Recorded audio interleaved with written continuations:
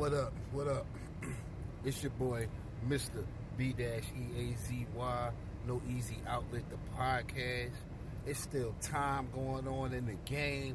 I'm not even worried about the time going in the game. I had to come get to this camera and get to my people. Chew on the fat of what we just witnessed out there.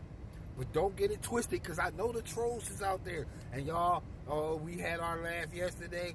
Here's the difference between us, Cowboys fans, and the rest of y'all trolls.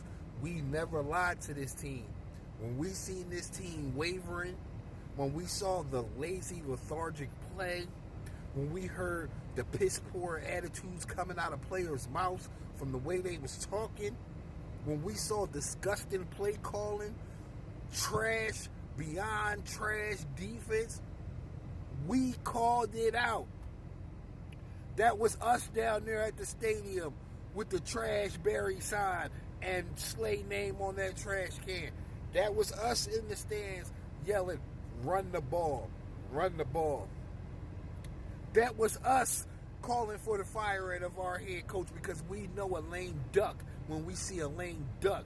We didn't see anything getting better. And I don't care what your previous record was. I don't care what you did before. I don't care that you went to a Super Bowl. The fact that you had umpteen weeks to fix it and have anything look different and nothing did, you gotta go. And everybody who came with you gots to go. And they gots to go now. I don't care.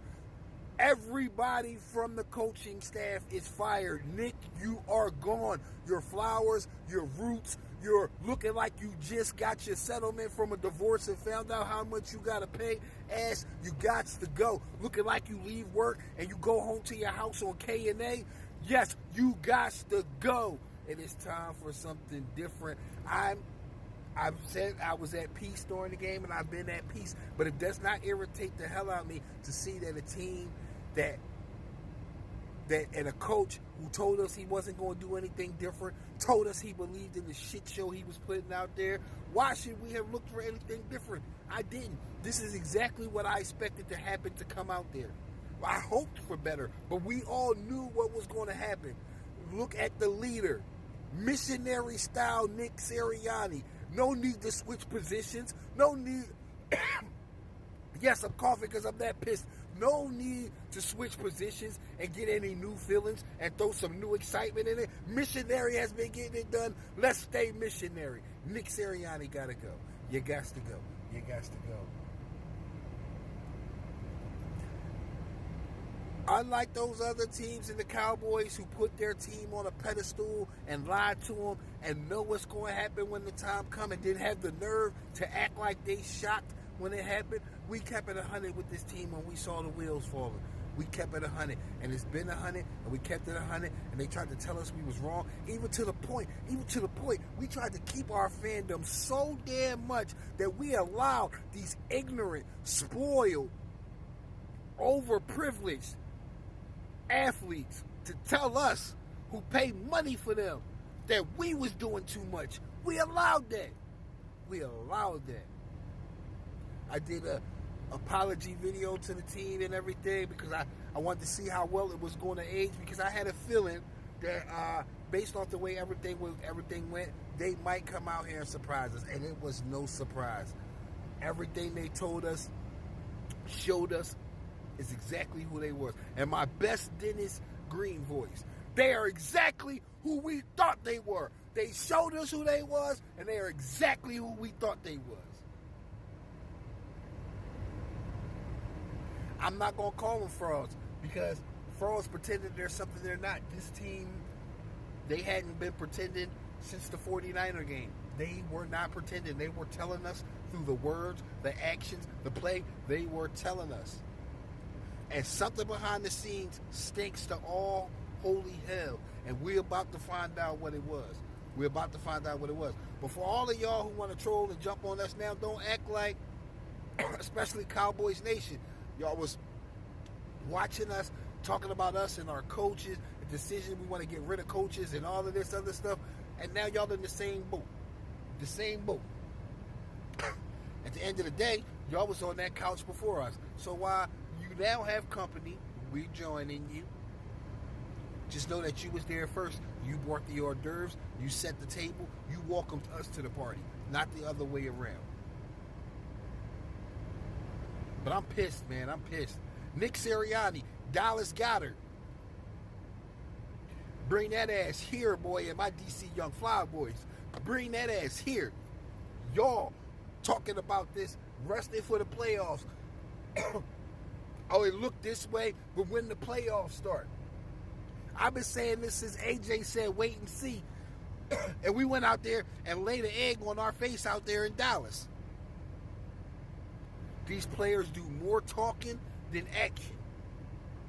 This coach, Missionary Sirianni, don't have no other moves. I'm going to say that again. Missionary Sirianni, he don't have no other moves. Gets boring real fast. Gets found out. Your act is old. It's found out. You've been smelt out. And the reason you gotta go is because you had umpteen weeks to show us anything different. You had umpteen weeks to change anything. You had umpteen weeks to even give us one creative play that we had never seen. And we didn't see it. So Missionary Sirianni, we already know what we getting with you. We already know that you're not going to change nothing. This is a game about adaptability. This is a game about anticipation and preparation.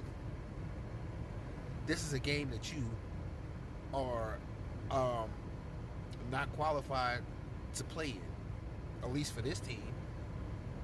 Our standards too high. We done seen too much. I can tell you what, this year I definitely look at a lot of players different. Dallas Goedert, you was held very high in regards, but the way you was talking and the way the team came out, which means you backed that, now we looking at you different, player. Definitely don't want to see Darius Slay or Bradbury back. Deuces. Fletcher, I love you to death, but I feel like we got to get younger there. Brandon Graham, BG, you exceeded all of our expectations. I was there in Philly on the day they drafted you. We was not happy, and it took a while for you to develop. But you came along. You're one of my favorite Eagles, so I thank you for that, but it's time to go. It's time to go. Yeah, so I don't know what we're going to do about the defense. The offense, I feel like, is basically going to be coming back. Maybe, you know, we got the maybe on Kelsey. But for the most part, the offense going to be there. So this is why Nick got to go. Because if everything mostly coming back, for him to come back means there's no change. I can't deal with that. We can't have that. I mean, this is madness. For weeks, we let this experiment play out for weeks. It's your offense. We've been running the same offense for 3 years. It was successful, blasey. All right, player. Enough of us knew. Y'all tried to call us crazy. Non-fans, non-believers, because we know the game. We done been watching enough Eagles football to know what it should look like. And just like when you said you wasn't making no changes and fired Desai, you know, Nick, you a liar. You lied to this fan base. You lied to this team. They don't believe in you. We don't believe in you. And Jeffrey Lurie coming to the practices and saying they don't believe in you. So I think it's some rapsy-scapsies. And most of us knew this, but didn't want to be here. It's time to get ready for them off-season plans.